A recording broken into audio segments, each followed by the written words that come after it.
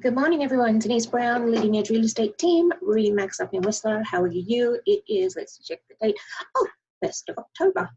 I should have known that because it's definitely fall outside. And let's see, 30, 60, 75 days-ish to the first day of skiing, US Thanksgiving weekend, our traditional first day. And of course, they always try and open skiing a week earlier, the weekend before.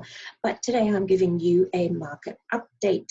Last week I did do the overall market update, but I wanted to today is just to touch on the townhouse market. And this is all condominiums, townhomes, half duplexes and triplexes. We are excluding phase 2 nightly rentals, but within that bunch of townhome group, there are nightly rental townhomes.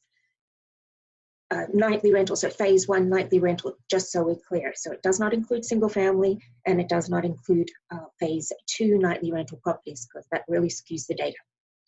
We are looking at January to the end of September 2018 compared to the same period 2019. And just seeing what the differences is and how the market's changing because there's definitely some significant changes. So let's just start over here and I'm going to check to make sure that I am sharing my screen because that would be awful. So I think I am, and I'll double check again and see. Go back to small me. Okay, so the townhome update is on the left and I may refer to the overall market, which is on the right, but I'll keep them both up there anyway. If you'd like the information on the overall market, just reach out, let me know. So the townhome market, January to August 2018, I'm just pointing with my pointer over here on the left, and excuse me for looking and reading. Average sale price was $1,286,336. That average sale price has gone down 5.62% to $1,213,992. Now, that's not a big change, but it is a indication of change that did start in the end of 2017, went into 2018, is continuing into 2019, and likely to go into 2020. It's still staying fairly strong because we are seeing more sales at the higher end, where because our prices went up. Funny about that. And now, however, we are seeing softening with pricing and longer days on the market, and you'll be able to see that below. So let's just sort of start in the middle here. Number of current listings, we have 143 current listings of townhomes on the market right now, where at the same time period, end of August, it wasn't giving me the end of September, so we'll just use end of August here. There were 89 listings, so that's a 60% increase in the number of listings available. So that, I want to say the time on the market is more than 6 months. And they say down the bottom here, anything more than 6 months is going into a buyer's market. Now, let me preface that with there's still hot pockets. So if you have anything over here, have a look at number of sales in each price range. If you have something that's under $1 million, there's still a lot of sales occurring in that under $1 million price range. So 112 sales occurred in the under $1 million price range. So if you are sitting on the cusp of that price range, it's better to be just under than to be just over. Let's see, number of sales from January to September in 2019. There were 213 sales for this year, 280 last year, so it's a 23.9% decrease. So we're going down, and let's just pop over to the single family homes. The number of sales for January to August last year was 338. So it's interesting that this is all of the market, 338, and 213 of those were townhomes. Interesting. So average days on the market has increased by 65%, going up to 63 days on the market, where in this same period last year it was 38. So interesting there that, it's gone up 65%. The entire market has gone up to 70 days on the market, where last year was 50. they have seen a 40% increase. The townhomes have seen a 65% increase. So definitely a lot more time on the market. But really the average days is still under the average days of Whistler. So we saw that days on the market has increased. The number of listings has increased. The number of sales has decreased. The most popular price range is under 1 million, 112 sales. In the next price range, of course, 1 to 2 million, there are 73 sales.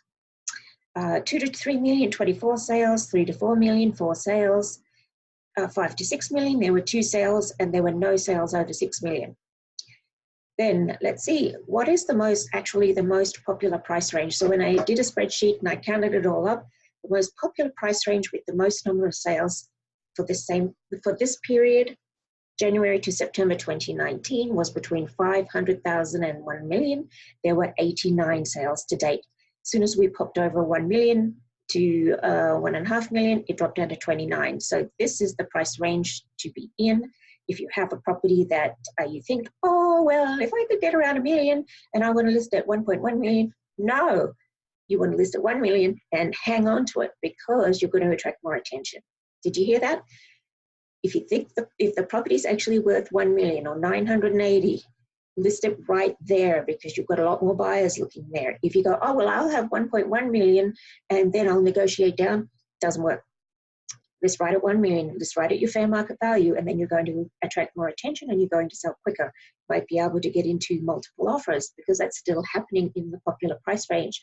Remember, I said at the beginning, hot pockets. So there are still properties that are in demand that people are looking for, and they are mainly residential, residential townhomes and phase 1 nightly rental townhomes under 1 million. So still very hot there.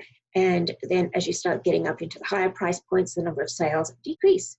So what does help the sales occur are doing some staging, doing some updates on the townhome, nothing very expensive, but definitely doing the refresh and good marketing.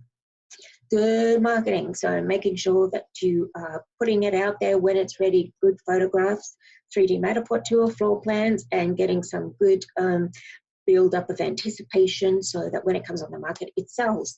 And I think I need to do one of these stats so that we can show how well we're doing, because we've managed to have our properties listed and sold within a reasonable period of time, except 1 or 2 where the market changed on us.